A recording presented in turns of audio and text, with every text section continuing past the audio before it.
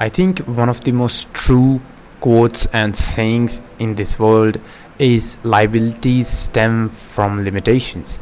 Humans are always inventing things, and most of the time, the most influential and the most useful inventions are only formed because of limitations. I always heard from my parents saying that need is the mother of invention.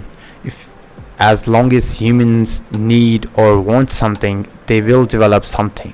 There's a lot of media that was given birth to just because people had limitations placed in front of them.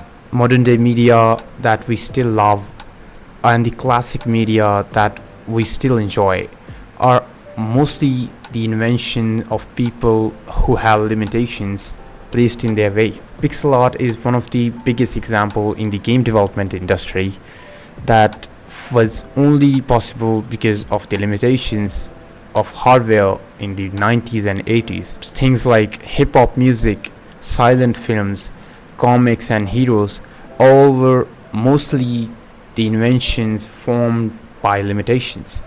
In today's video, I'm exploring one of these inventions that were formed by limitations and ended up turning the whole gaming world upside down. I'm talking isometric games. In the early 80s, when the gaming hardware and hardware in general weren't very strong enough, they were not strong enough to run almost anything. 2D games were the norm and things like 3D games were unheard of. Some games did try to replicate and create the 3D stuff, but the hardware was still not powerful enough. The consoles were mostly optimized to render 2D sprite and high speeds, and most of the game systems only worked on a tile-based system. At this time, 3D graphics were almost unheard of, but 2D was a really big limitation for storytellers because there were a lot of things that could be expressed if they had just one more dimension to work with. To work around with this, isometric perspective was formed. This way, you could add a third dimension to your game while keeping it in the same limitations. The isometric games were technically still 2D, could work on the traditional tile-based hardware, and gave developers a whole new dimension. One of the earliest games that used this style was Sega's Zero.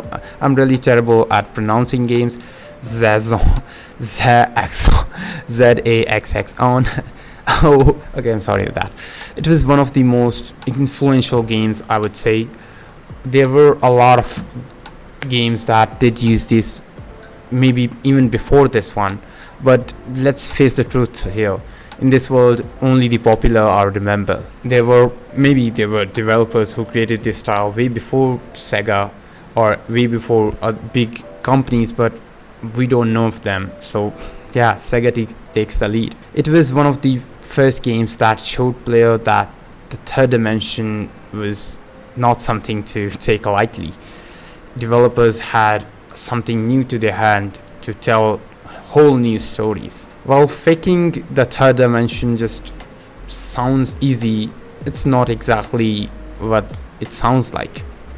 We are literally just making new art. One of the things that I always say is that 70% of games is art. I know a lot of people will disagree that programming is ultimately more important to games, but I think everyone should face the truth that it is art that takes games into new ways. Isometric perspective was all about the art. There were things that the computing behind these games contributed, but what made it truly possible were the genius of the artist and the designer who designed this concept. Instead of doing something programmatically, instead the art was drawn in such a way that tiles could be placed in a 3D looking grid, and using the same hardware, games could be made look 3D. At the time, a common trick that could was used, which is still used to show if the thing something is bigger or smaller in the third dimension, which was used in some games but not a lot of them. A really big trick to trick the players to think that something is moving in the third dimension was scaling a sprite down. Kind of gives the illusion that it's going far.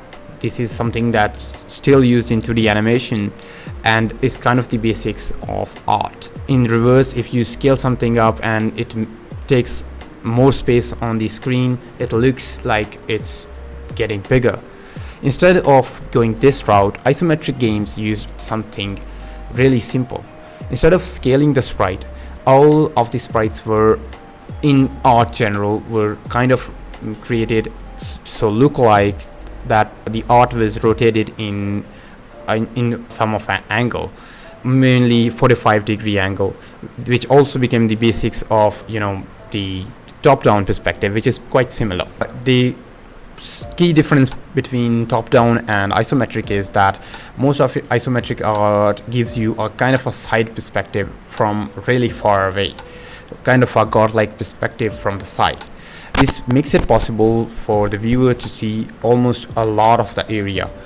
That's why most of the isometric games gives you a really broad view of the map. This made it possible for sprites to move without scaling because the art was placed in such a genius angle that there were no need for scaling. Instead, the art gives the illusion of things moving. Then you could just slap your art in the equation and make isometric games. Modern day game engine make it even more easier, and I do have some tutorials on my channel focusing on isometric style creation in the Godot game engine. That's irrelevant. This way of faking the third dimension in 2D game also gave birth to something that is called orthographic view in 3D rendering. Although this is actually called orthographic view, but I think the more influential way is, and the more influence this thing added was in 3D space when 3D graphics became more prominent. Orthographic view is projection style where everything, as I used in the isometric example, doesn't scale toward the screen. All of the art pieces are not scaled up while moving, and this almost keep the same scale. It's funny that something that was created to fake 3D in 2D world ended up helping the 3D world replicate 2D. Something really fascinating to me. Game engines and 3D modeling softwares, 3D rendering softwares, filmmaking software all have these features to use your camera as an orthographic camera to render 3D objects look like 3D, and is kind of the basic of NPR or non-photorealistic rendering. And it's really amazing and fascinating to think about. Over the years, many amazing and groundbreaking games were released. One of the most influential series to me was Fallout, Diablo, Path of Exile, and Minecraft Dungeons. No one remembers that one. But the isometric style, it was kind of for 2D, but this left the game industry with a mark that I don't think will ever be removed. The isometric genre gave birth to a lot of game genres that will almost never die, like city builders and these planners that use those perspective, like real-time strategy games, tower defense games. All of these games use this isometric perspective, and now that we are moved into the 3D space, that still side angle view is still being used in a lot of games. There are a lot of modern day isometric, even 2D isometric games like Clash of Clans is actually a 2D game because most of the sprites were actually 2D rendered. While the AAA industry have kind of moved away from 2D isometric games, and there are still games that are being created in the isometric-ish style, because when you are able to rotate the camera, it doesn't really can be called an isometric game, it's just a 3D game.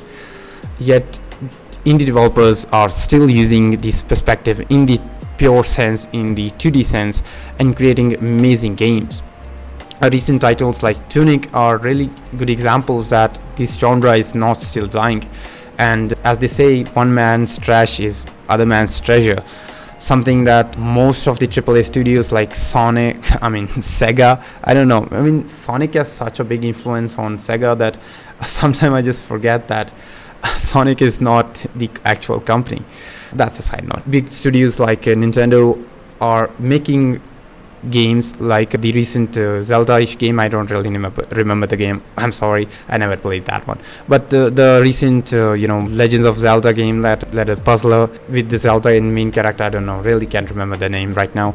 It used the isometric style, which means that the effect might have itself in its pure self have gone less and less stronger, and it's being used even less to the day. I mean, every year there are less and less 2D isometric games being released, while the indie developers are trying their hardest and to keep this genre alive.